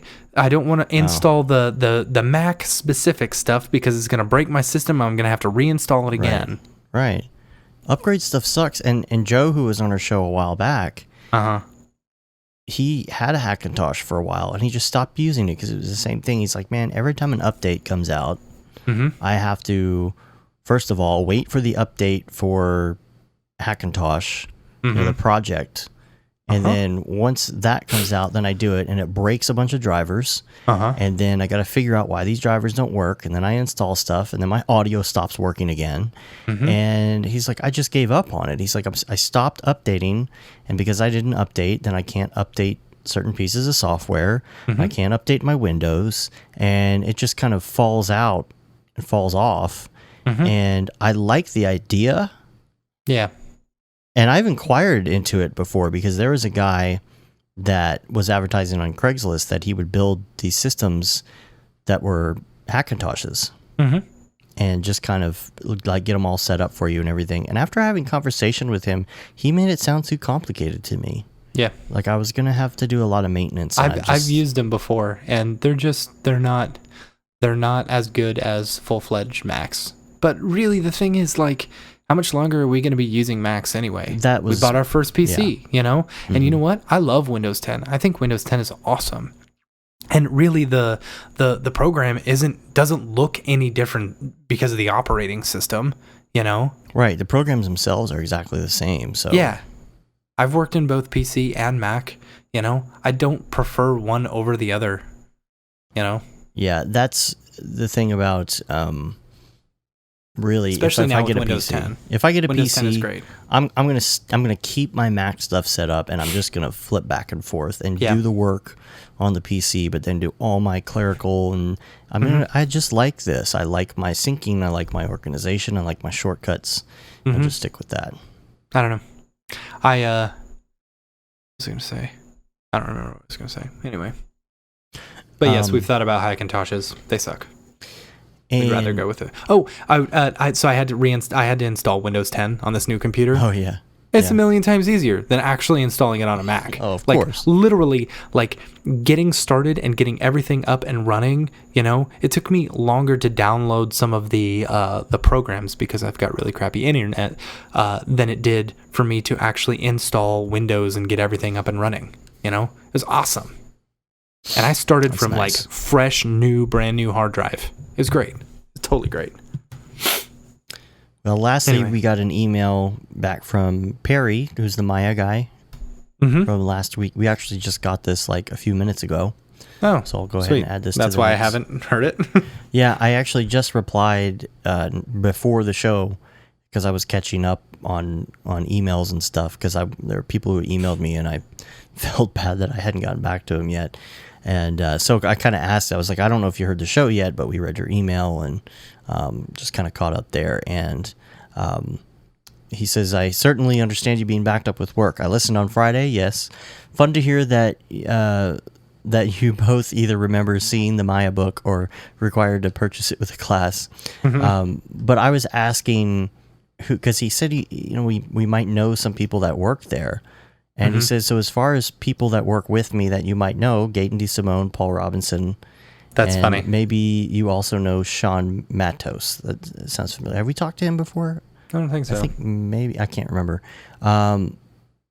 So he said, workflow that I would love to discuss with you guys, if you want to bring me on, is the differences between Maya and Cinema 4D.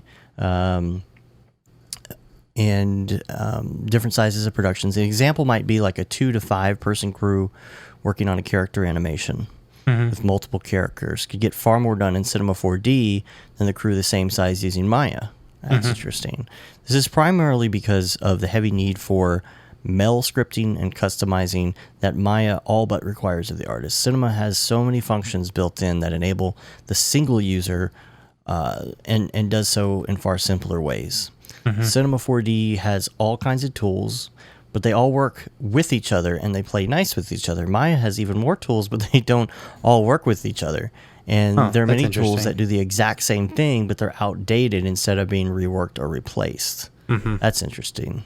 That is. I didn't know that. As an example, there's no less than 5 ways to do hair in Maya. 5 different tools focused on doing hair. And they don't all work smoothly with each other. And except for Maya Fur, they all do exactly the same thing. Wow. Yeah. Wow. The problems appear when you try to mix them on the same character. So who wouldn't be surprised when things don't work and things crash? Does Maya have its place? Yes, sure. But the code base is now 20 years old. It was created when Alias Incorporated and Wavefront were purchased by SGI. They each had their own solutions. Alias had Power Animator.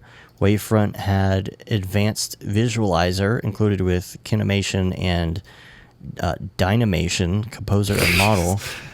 So they're combining all these technologies, which it's understandable why it is the way it is. Yeah. So you see there were lots of technologies to pick from and put together. SGI brought all the technologies together and created Maya. Problem was, it wasn't totally finished. 6 months before the release of Maya, there wasn't even a renderer. 6 months before. That gives you some idea of the speed at which Maya was created. And yes, it's been widely successful, but it's getting very long in the tooth now, and productions and workflows have changed very significantly since the heyday of SGI, Jurassic Park, etc. With Cinema 4D, there have been many times when I was able to try more than 10 ways to approach a task, because each didn't take that long. I could tackle it myself. All these results were often really good at one thing and not at another, allowing me to evaluate which approach was going to work the best. And I do that in Cinema sometimes. Cinema 4D is also great, allowing me to make my own little machines, as I refer to them, basically tools I can reuse over and over. Back in the days when I was using Maya, we would often complain that something we were doing didn't need to be physically correct, but just physically plausible. So they would be, just the fact that everything would be difficult to do simple things, which I kind of understand that. Like we were saying last week with the whole nuke being, were we talking about that on the show where nuke is like sometimes? No, we were talking about that with what's his name? Who were we talking about? Fahad. Oh yeah, okay. Sometimes I can't remember. Yeah, it's like where nuke can be like super difficult if you want to just set up something simple, like where you don't even need it. You just throw it in After Effects real quick because it's overkill. So I understand that, and Maya goes for a physically correct approach, and that's why everything takes so long, even simple things.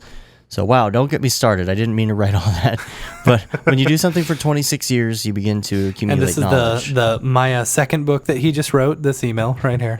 Yeah. And it also often isn't that useful. Can't just yank out a Maya tidbit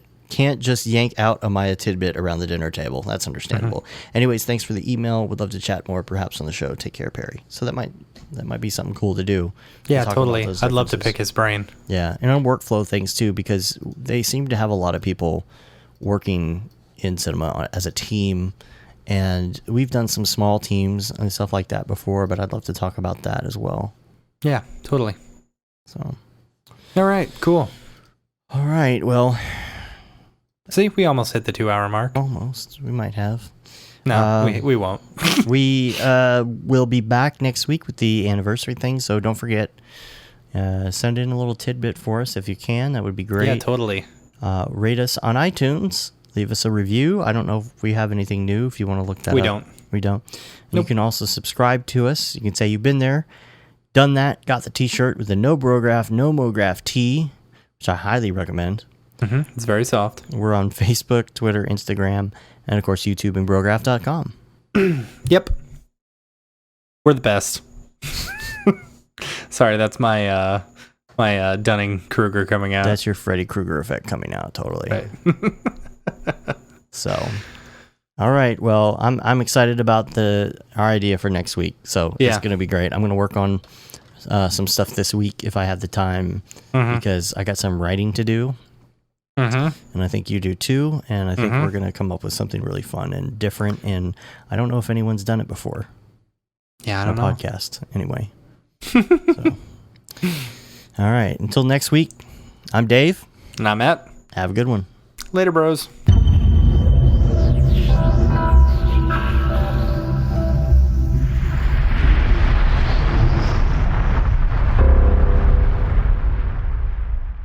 It's pretty good, I guess.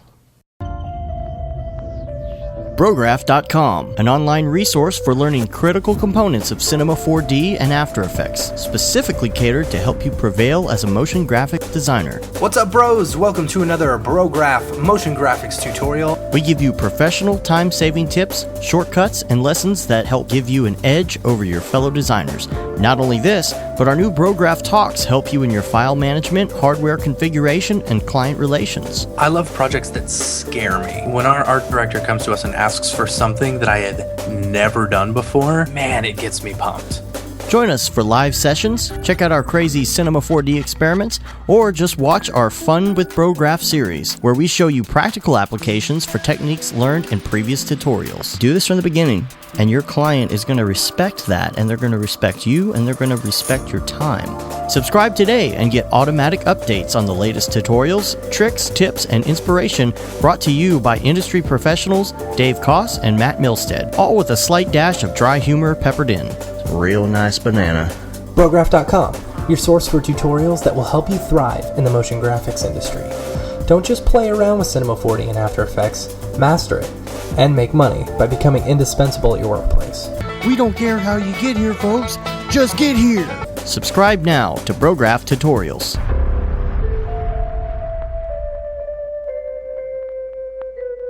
It's pretty good, I guess.